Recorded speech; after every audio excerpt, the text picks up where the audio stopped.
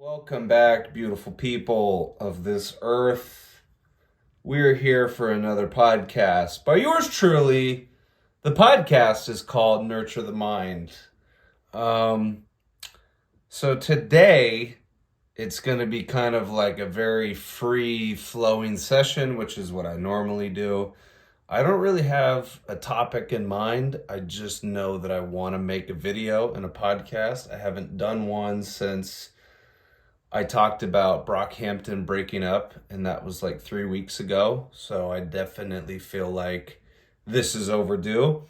I guess the first thing that is coming off of the top of my head as to what to speak about would just be the fact. So, like today, I'm recording and it's New Year's Eve. It's the 24th. So we are very close to hitting the new year. First and foremost, I want to say Merry Christmas to all you guys. If you end up watching this video, I don't know when it's going to get posted. Maybe tomorrow, maybe the 26th, maybe after. Either ways, Merry Christmas. We got New Year's coming right around the corner. And for a lot of people, as I'm sure there are a lot of people that you guys know in your own life, there are people that decide around New Year's that it is time that they are going to take full control of their own life and make better decisions, whether that be their mental health, their physical health, emotional health, spiritual health. And we all know how that normally goes for people, as we understand that these New Year's resolutions are complete bullshit. And I don't like to call them resolutions. In my own experience, the more success that I've had with things that I wanted to change about myself and using the new year as a benchmark to think about those things and to initiate some change, I changed the wording. I don't call it resolution. I call it New Year's intentions. And I've been doing this for, I think I really started in 2020 going into 2021, and then I did it last year, 2021 into 2022, and I'm going to do it again this year. But the reason I use intentions is because I feel like it allows me to be more successful. It doesn't say that, like, I don't have this unrealistic expectation that I'm going to change all these areas in my life that are not working right now. Instead, I make an intention that, hey, this is something I want to focus on. Does that mean I'm going to be 100% perfect and curb the habit or whatever it is that I want to change?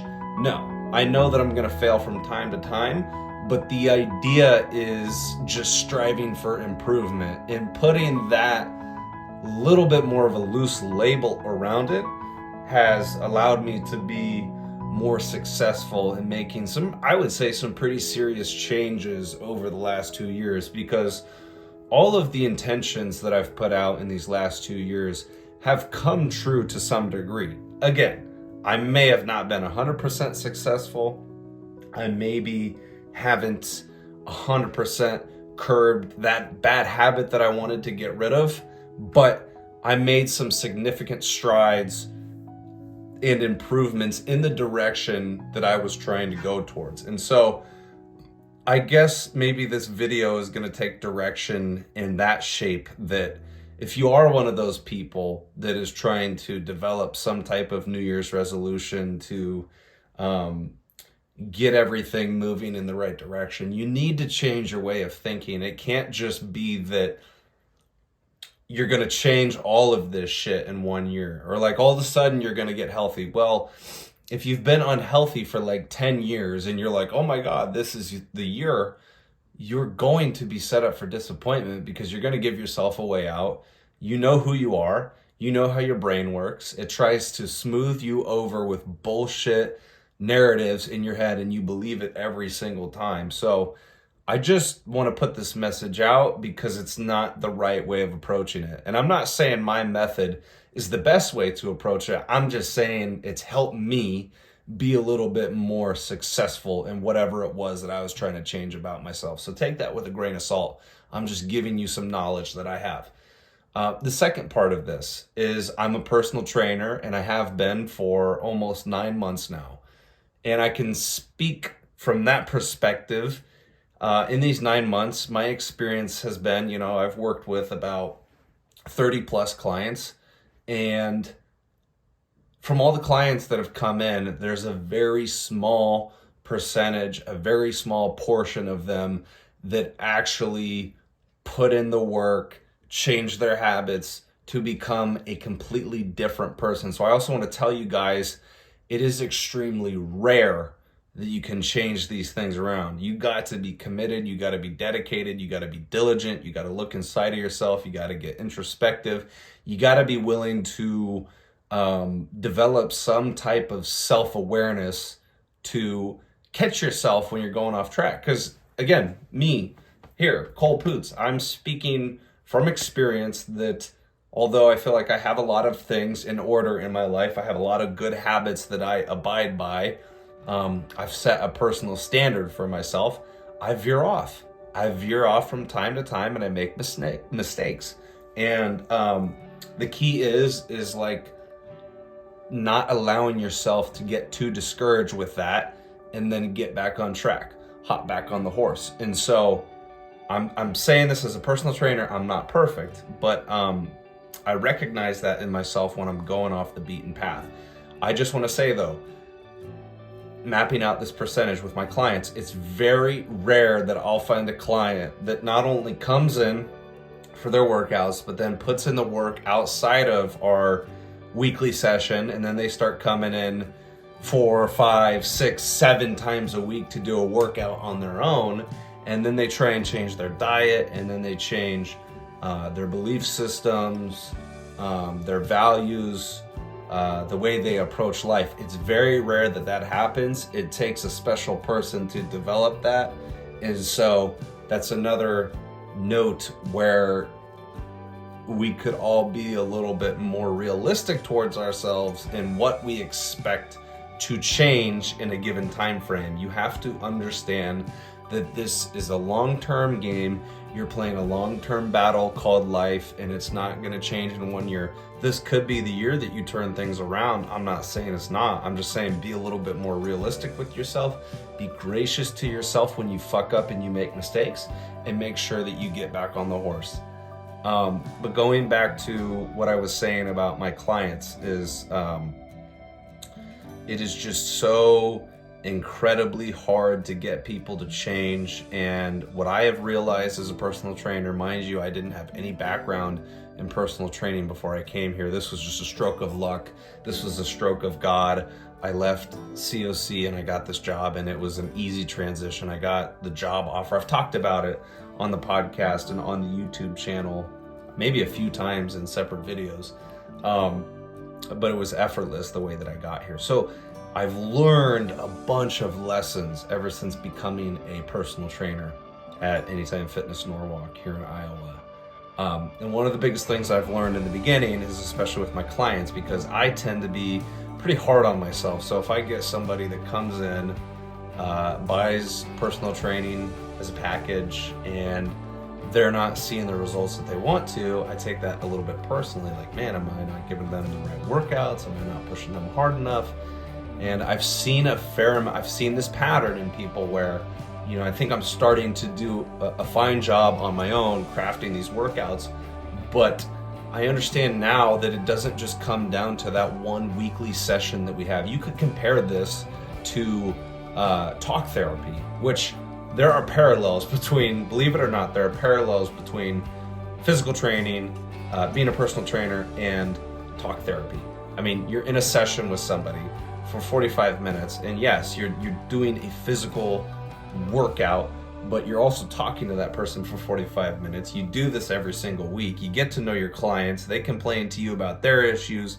They want to know more about you. You start talking about your issues. Some of them you develop a really tight-knit relationship with, and some others, you don't get as deep in a friendship or a relationship, and for whatever reason that is, that just happens sometimes. Where am I going with this? I'm like all over the place.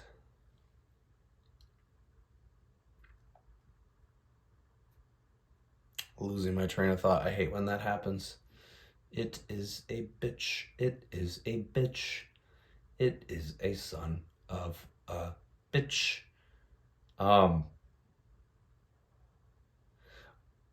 So these people, they come in and they start training. And I would say, if you're unhealthy, let's just say physically, let's take that example. You buy a membership at a gym, that's a really good start. So that kind of pushes your mind in the right direction. Then you come in, you meet up with a personal trainer. If you have no experience lifting or working out, maybe this is where you feel comfortable. You're like, hey, let me hire a personal trainer to kind of help me get on track, learn the ins and outs. And then maybe after a year or so, I can go off on my own. You just made two really healthy decisions. You start coming to train with a personal trainer. And so now you're getting your rhythm, you're getting your base, you're getting that consistency. But let's just say that you're only coming in for your weekly sessions with the trainer. You're going to get results. You're just going to get very minimal results, and then I've seen it in clients. It's where, okay, they start building off of that. So they come in once a week with me, and then maybe they come in 2 times a week, but that other time is by themselves and they just do cardio or whatever. And I would say then there are a few people above that develop even more of a routine and start coming in every single day. So now, it's gone outside of just the session, because you had these conversations in the sessions, but you're trying to get these people to change their behaviors and their habits and their belief systems and the way that they believe in themselves, or their lack of a belief in themselves. And that takes work, because we're all conditioned, we're all indoctrinated, we're all misled by whether it was the education system that we grew up in, our parents, the relationship that we had with them, bad relationships we had with lovers, the indoctrination of the culture around us, society, news, all those different things play a factor in how we approach our lives and whether we can take care of ourselves or not, physically, mentally, spiritually, emotionally. And so it's a step-by-step process. And I've realized as a trainer, not everybody's going to fit that mold. Or if they do get to that level where they're really starting to make some significant changes in their lives, it's going to take some time. And my job is, not to be I can't change people. All I can really do, and I've heard this analogy so many times, I heard it from my therapist in talk therapy, is like, you can lead the horse to water, but you cannot force that horse to actually drink the water. So I try and give people the tools to be successful, make sure that we're having conversations that are going to change their thought process little by little in each session. And then I hope outside of the sessions, they're putting in the work. Because that's really going to determine the success that they have in the program, or if they're going to lose weight, or if they're trying to get stronger, or like clean up their diet. Like there's so many things. There's so many things that we got to be conscious of and got to be better about in terms of just improving the quality of our lives. So I don't know if that mapped it out as coherently as I would have liked to, but I'm trying to just highlight this for people that think like, oh my God, this is the year I got my New Year's resolution. I'm going to get a membership at the gym on January 1st and I'm going to show up every single day. Well, if you haven't done it now, what are the chances that you're actually going to stick with it when you buy that membership or buy a personal trainer, whatever you decide to do on January 1st? Chances are, maybe you'll stick with it for a few weeks, 2-3 weeks, but then you're going to go back to your old ways. You're going to get a boo-boo, you're going to stub your toe or something, and you're going to be like, man, that's super fucking painful. This is hard. Why am I doing this? It's just a waste of time. And then you revert back to your old ways. So again, I'm trying to say this from a personal trainer perspective, but also just my own experience outside of this. I've only been doing it for 9 months. It is so hard to make those changes. It takes time to make those changes. You can't expect it to happen all at once. You got to start small. You got to have, I'm all for creating big goals for yourself. I think we should all have some big lofty goals. Doesn't mean we're necessarily going to hit them, but even if you set a big goal for yourself, you might fall short, but that falling short is a lot further away in the right direction than where you currently started when you made that big lofty goal. But there's also something to be said about doing things in increments. Jordan Peterson, one of my biggest influences in my life, talks about the 1% rule, how you got to get better day by day by 1%. Get 1% better in whatever area that is every single day. Over the course of a month, you've gotten 30% better and more efficient as a human being. If you just keep that model, I mean, you're gonna make a lot of progress in 6 months, in a year, but it's not all going to be forgiven. It's not all going to be changed. I mean, this whole life that we live in, depending on how long we're on this earth, is a constant state of us trying to improve and evolve. That is the human nature, maybe our calling in a nutshell. And so I don't know who needs to hear this video. I'm just trying to map it out as clearly as I possibly can and say, you know, just getting ahead of this narrative that's going to be crafted for New Year's. And I think more and more people are aware of it. Like, especially like, again, being a personal trainer, the culture that I'm in, being in the gym, you know, working in the gym 5 days out of the week. And then on Friday evening, Saturday, Sunday, that's when I go do my own lifts in my my hometown gym. People that are in that culture, we see this trend happen around New Year's. We see the influx of people that come into the gym, you know, and some of them last, but most of them don't, and most of them are out by February. And that's kind of goes back to my analogy of, you know, I've had like 30 plus clients in my 9 months at Anytime Fitness, and I would say maybe 5% of them have made significant changes in their lives. And that's not knocking any of the other clients that I have. It's just, again, a testament to how many layers you have to peel back, you know, to improve, to develop. That's why I'm so big into self-improvement, self-development, that space, although it can become toxic because people can become obsessed with it and that's all they focus on. But it's like, everybody should be striving for some type of improvement or development in their life. Otherwise, like, you're just a stale piece of bread on the shelf that nobody has picked in a long time. And like, whether you want to address it or not, like, we are, like I said, we are in a state of change every single day. Like today, I am a different person on December 24th, 2022. I'm a different person than I was yesterday. And I'm a different person than I was last week. And I am a different person than I was 6 months ago. But some people just don't look at it that way. So anyways, that is my message for you guys. I'm not going to go any deeper down the rabbit hole. I hope that helped. It's just kind of something that I wanted to get off my chest, and hopefully it'll reach some people. Hopefully it'll land with some people and take that advice and use it and run with it. I mean, I hope that all of you can make improvements in 2023. I surely know that there are still some things that I got to patch up with mental health, some habits that I don't like that I still do on occasion. And again, that's me just being real and telling you that I'm a human and I mess up and I'm not perfect and I make mistakes. But again, man, you got to be hard with yourself. That self-awareness comes in pretty handy, where you can check yourself and have real honest conversations when you're fucking up.